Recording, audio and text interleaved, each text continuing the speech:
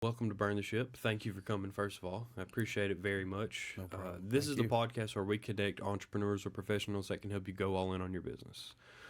We talk to people that have walked the walk, talk the talk, experience and all those things that you experience in the small business world. And our goal is to kind of bundle up some of those skills and experiences and help the people that are watching go through that process without all the aches and pains. Okay. So, again, thank you for coming. Anybody that makes the trip, it means a lot to me. Yeah. Definitely. Anybody that's given the time to the audience, it's important. So, thank you Absolutely. for that very much. Why don't you go ahead and introduce yourself? Tell us a little bit about your business. Well, first, thank you for just reaching out and the ability to be here. Thank you for your time and just using this platform to help others see, what we do in the pet care industry. My name is Wayne. I am the owner and founder of Happy Hearts Pet Care, Petlanta, and PetX. And for Happy Hearts Pet Care, we offer luxury grooming, daycare, training services, and we have a small little retail area as well. So we provide those services to the pet parents of Atlanta. I used to be mobile, and then now I own a grooming salon in downtown Atlanta. So, tell me a story. How did you get started? How did you know you wanted to get into this space? Let's see. So, starting off, I've always known that I wanted to be a veterinarian. The representation there was, go to Tuskegee University, graduate, go through their pre-vet program, graduate as a veterinarian, and now you're in the world as a veterinarian. So that was my goal growing up. I used to watch Animal Planet all the time. Hmm. I volunteered at PetSmart, interned or no, well, at that time I had to volunteer because it was really internship, but volunteer at different veterinary hospitals and just be in the animal caretaker space. And I figured that, I went to Fort Valley State University, Oh, nice. and I figured at that time I loved working in the pet care industry, but going to vet school wasn't the goal anymore. I still had to pivot. I had to pivot from there. And I also loved being a vet tech more. Between the animal husbandry, being able to be the front runner, I guess, or the face of the business when it comes to talking to pet parents, educating them.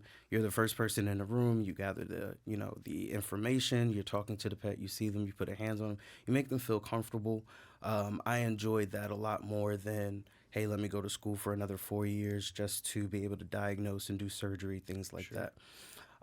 So just going through school, I did an internship.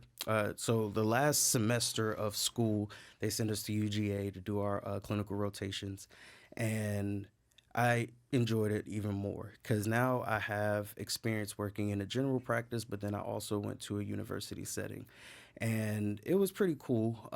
But moving forward after that, I was just like, okay, now what else is out there?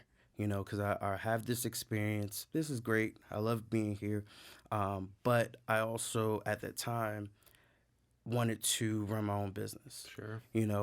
So I saw a need when it came to some of the clients that we were dealing with. They had trouble dealing with, helping their pets. There were, let's just for example, there was like that elderly couple that had this 200-pound dog, and the dog just had hip surgery or knee surgery, and it's a little difficult for them to pick up the dog, take them outside, things like that. Or if they are going out of town or traveling, then at that point, then I'm offering, to pet sit, because I also worked at UGA plus a private practice out there too. So I offer those services to both of the clients at both of the places. And from there, it was like, okay, now I'm building up this reputation between both places, and just being able to offer the services because the clients knew who I was, the Right. pets knew who I was. But I was like, okay, now let's move out of Athens. Let's go to the city. That's where the money's at. I can build up my business even more from there. And I started working at Blue Pearl Veterinary Partners out there, and in neurology for almost 2 years. So still I was able to see, some of the clients. We had down dogs in the back where they can't use their back legs. So I offered, home services where I'll come in and express their bladders, walk them around the yard for a little bit. I did that for one client for like maybe 6 months, and I went over there every day. So going through all of that, plus, I worked at a few other general practices, and I worked my way up from kennel tech all the way to hospital manager at the last place that I worked at. And at that time, I saw that a lot of these corporate companies, they didn't really worry about us for the most part. And me, I'm like, well, if you take care of the people, then that care turns into, the love for and the No doubt. passion for the practice. And then they also, the pet parents feel it, the pets feel it, and everybody, it creates a positive work environment. Sure. So they were giving a lot of pushback on the things that I did just to make sure that the people were happy. Where we had like CEs, or I buy lunch or buy them breakfast, or if they needed to go and take care of their families, then cool, just go take care of it. I got a lot of pushback because of that, and even with just talking to my manager, I was like, well, again, if you take care of the people, and you show them that you have their back, and you can cultivate that love, where it's just like, all right, let's, apply for CE programs or different conferences that are in the pet care space. Let them go to different educational seminars, things like that. They said no for certain things, and I was just like, well, that's how you're going to make sure that they are well educated on how to do what they need to do on a day-to-day basis. But then also it makes them feel like I'm more than just an employee, like you're actually investing in me and you care about the things that I do. So with all of the conversations and the pushback uh, the company, as well as just what's the word I'm looking for, where you have the corporate aspect of it. I was like, well, what can I do in the pet care industry that, other than being on the medical side? I started off again as pet care, as pet sitting, excuse me, with my business, but I was still working at the other jobs at the same time. So I always considered myself an artist. I always considered like having a creative side. And I was like, well, let me go ahead and give grooming a try. So I started grooming in 2018 when I moved, a year after I moved to Atlanta. And from there, it just blew up. Like I started working out of the hospital that I was working with at the time. The conversations around that didn't go too well because they wanted more than what I can give as far as like percentage wise to utilize their space. So I ended up offering home care. So I came to your home and I groomed the dog. But then COVID happened. So then Mm. now everybody's either stuck at home or they don't want anybody in their homes. So I ended up buying a grooming van. Well, it was a shell of a van at a time. And then I put, all of the grooming stuff inside of it. And I was able to offer those services from there. I did that for about 2 years. At the same time, I was working at another grooming salon at the time, too. So still building up my clientele, but still making money. And then well, backtrack. Before I got the van, I told my job, basically, I'll have 100 days before I'm 100% into my business.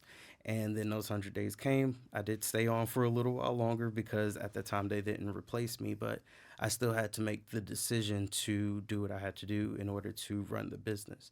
Bought the van, started offering mobile services, and it just picked up from there. At that time, again, everybody was stuck at home, so it was a very convenient service to offer, and it led me to buying another van and then also investing in the grooming salon that I have now in Atlanta. So, yeah, it was a journey, Yeah. a journey for sure. But you always kind of knew where you were going.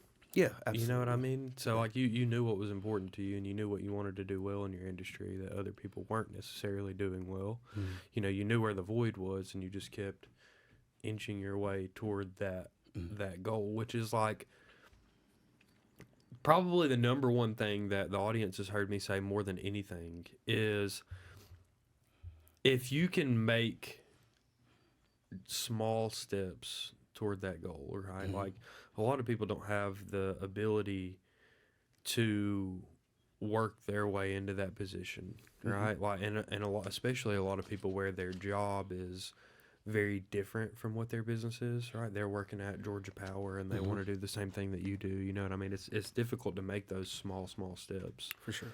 because you're not having the time to build those relationships with people that you need, to know that you have some sort of client base day Hmm. one, Yeah. right? So that's really cool though that you were able to slowly work your way into where you were. So Hmm. how did the transition from the mobile? You don't do mobile anymore? No, no, not No anymore. point, probably, huh? No.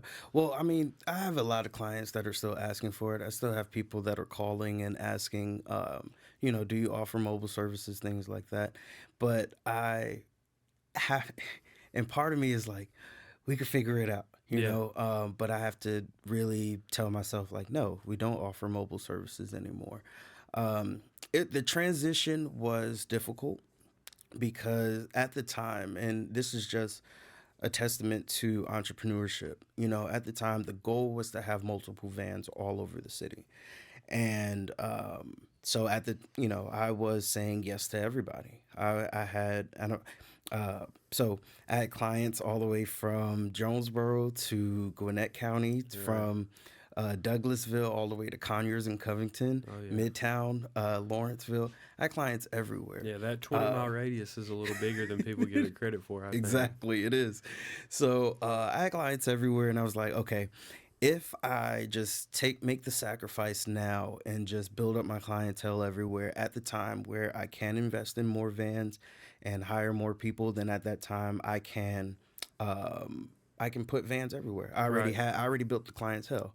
So I'm just giving you work to do. And now I can kind of step back, or I can at least just focus on one service area. Towards the end of it, I did knock down a lot of my service area because I saw that the me trying to get other vans and more people, and it's already difficult getting employees and getting groomers that want to drive around and want to work. So it was difficult at the time, and I was like, all right, well, what can I do to still stay in this space? And I had to invest in a grooming salon. So and It was a lot of sacrifice into just making that happen, and this is just me just being transparent. Like, I even sold my house in order to invest into this grooming salon. It was, staying in an Airbnb, and then I did have to sleep on the van, and I spent the night at my friend's house, and it was just one of those steps that I had to take in order to get to where, I want to be. Sure. So I sold the other van that I bought.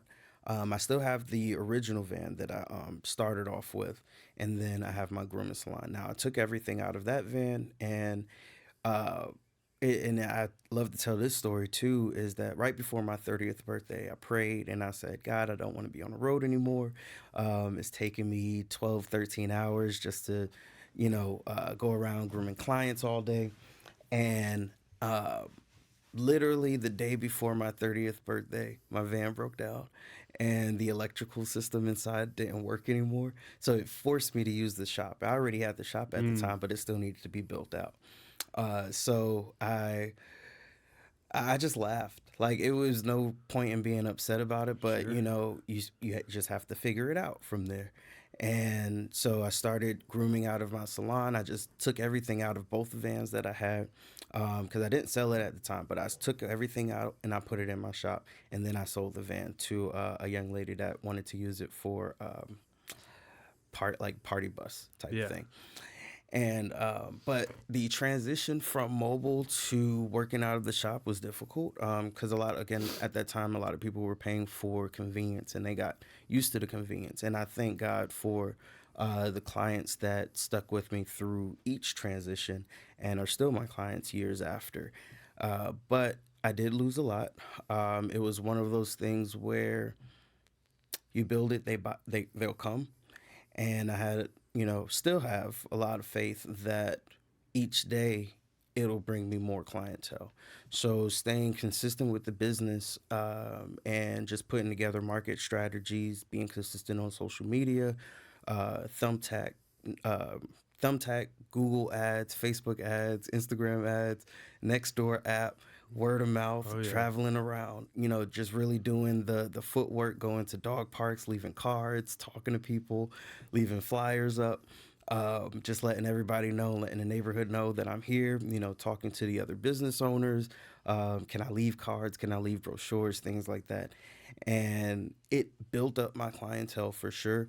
But it also taught me a lot too, because, well, when I was in the van, the overhead wasn't that much. Right. But in the shop, you have overhead, you have cam, you have the rent, you have employees, you have maintenance on the HVAC system, all of the, just building everything out and maintaining all of your supplies and everything. So it definitely taught a lot with just trying to figure out. That's probably my phone. Sorry. No, it's like I thought it was mine. Just figuring out the expenses part now, because you have more of an overhead.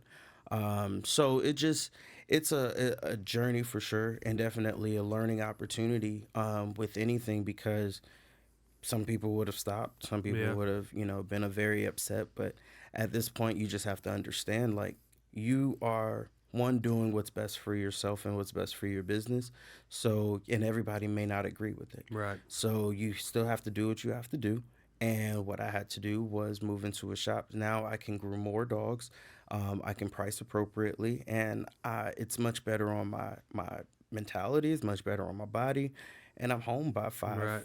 5:30, 6 o'clock most nights, Right. as opposed to being gone and working from sun up to sundown. Right. Even though you still work from sun up Yeah. to sundown as Yeah. as an Yeah. entrepreneur. You just might be doing some of it from your house. Yeah. Exactly. What do you think has kind of been your superpower through this whole process that's kind of kept you moving forward? My resilience. No matter what happens, I'm still gonna keep going. Um, I will say that, and just having, well, a strong mentality when it comes to business, faith, that it has no choice but to happen. I have no choice but to be successful, and just having a strong support system too. Oh yeah. That was, the reason why I built a networking business as well. Is just you have to surround yourself with people who think like you, who want more, who want to learn, and it just builds up resources Sure. when you have a good support system as well. What's been what has been some of the hardest things? Like what have been the biggest obstacles that you've had to overcome? Hmm.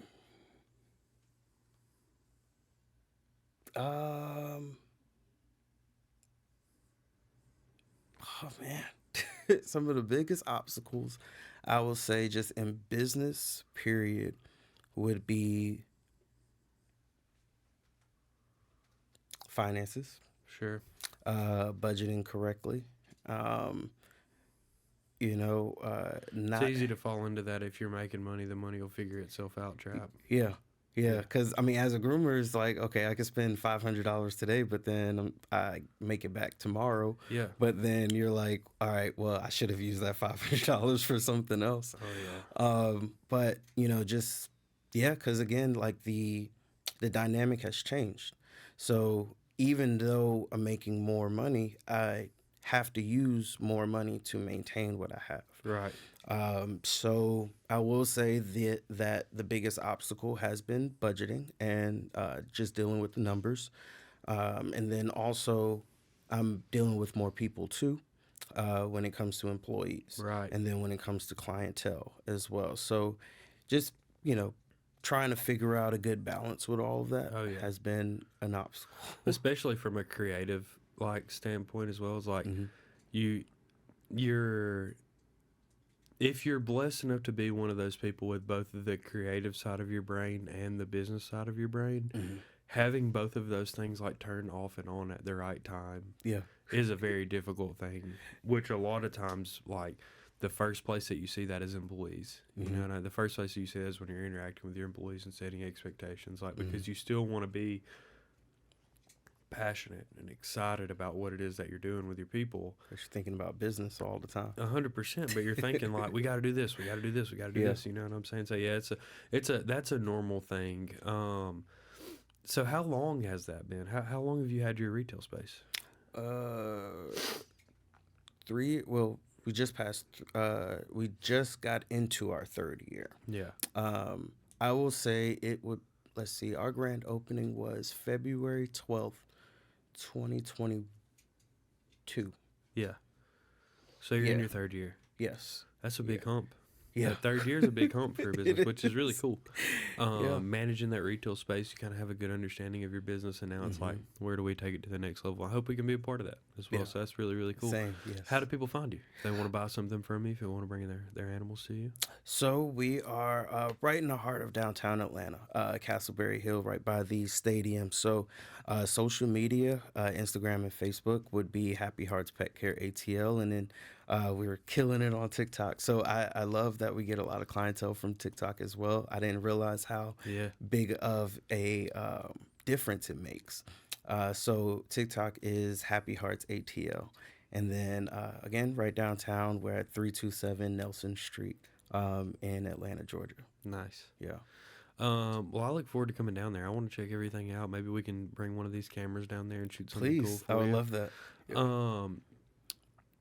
Tell me this, right? This is kind of the way that we always end the podcast. Mhm. But I think going in all on your business, right?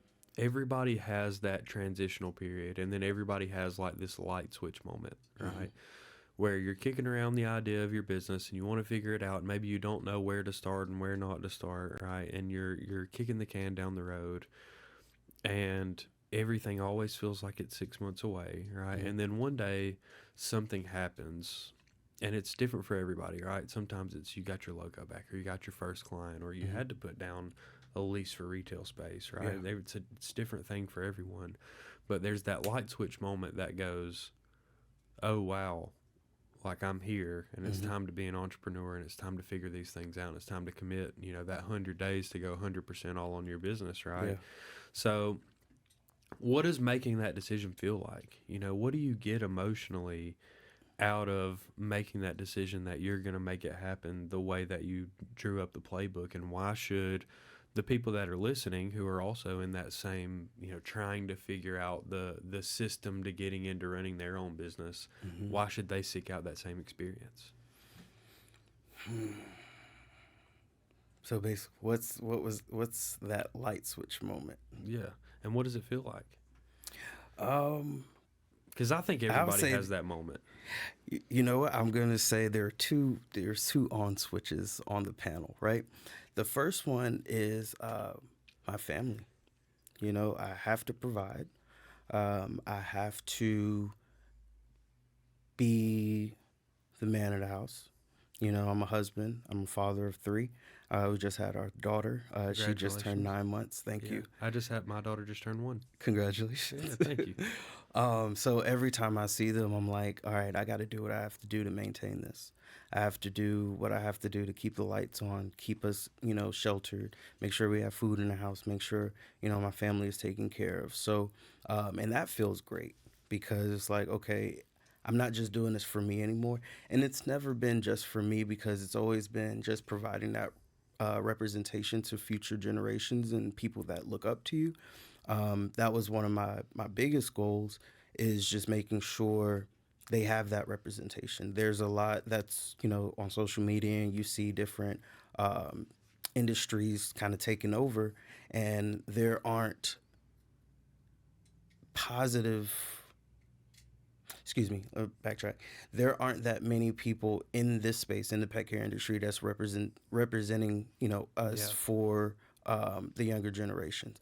I went to talk to different schools, and they're like, well, they want to be a doctor, they want to do this, they want to do that, but there aren't a lot in the pet care industry. But now I'm being able to show them, like, hey, we're in the pet care industry, we're doing what we love to do, and we're making profits from our passion, and that's all it takes. But all in all, it feels great because now it's not just me anymore. It's taking care of my family, and then also bringing into account all of the other families that I'm taking care of too. Well, we take care of them as a team, but just I have the business, and we're making sure that everybody else is taken care of, like all of my employees that have children or have families in their lives as well. The other light switch is just being able to be in the shop and just cut that light on, Right. physically, and just say, hey, I'm actually in this space. I've worked hard to be in this space, and Being able to cut the light on in the beginning of the day, being able to cut the lights off at the end of the day, it feels great because I'm walking through and I'm like, I really worked hard to get here, Yeah. and we're here. So now it's like, okay, not only do we have to maintain this and keep it up, but we also have to make it better, Yeah. each day any way that we can. So whether it be through customer service or our grooms, or teaching our groomers or our staff, how to represent themselves better at the shop, or how to groom better, Right. or how to communicate better, whatever the case may be.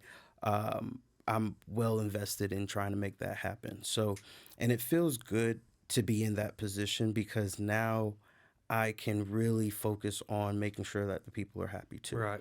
And not only the customers, but also the employees Right. too. And I have that power to do so. So I will say that light switch goes off and on every day. Yeah. And it's a blessing. Yeah. It's a blessing to be in the position that I'm in. It's a blessing to be able to have the opportunity to do so. And I love that this is not the end goal. I love that there's more. And that's what really fuels and drives me too, is that there's more to this. It's not just opening one shop and I'm going to be here forever. No, we want to have multiple shops. We want to have a bigger space. We want to be able to offer more, do more, and network more so that we can bring others that are in this space together as well, because there's such a division Sure. in the pet care industry. And now it's like, what can we do to try to lessen that? I think that people underestimate the amount of satisfaction that happens in between the start and like where they perceive the finish to be. Because I think a lot of people, like when they think about business, they think about golf and absentee ownership and setting it and forgetting it and spending all the time and then getting to that point where you have these systems in place where your business can kind of run itself. Yeah. And in between that just seems like this never-ending marathon, right? Oh, yeah. And I think people would be surprised the amount of satisfaction and gratification that you get out of the little steps in your business, Yeah. that you get out of hiring your first employee or closing your first deal or whatever that may be. I think people underestimate. So I love what you said. Yeah, it comes off and on every day. It's something that you have to reignite in yourself every day. But those little milestones that you hit in the middle of that project, it's an Feels incredible good. experience. Celebrate the small Dude, wins. it really It's still is. a win. And like, don't think about your business from a perspective of like, once I start, it's going to be this never-ending thing for 10 years until I get exactly where I want, and then I'll be happy.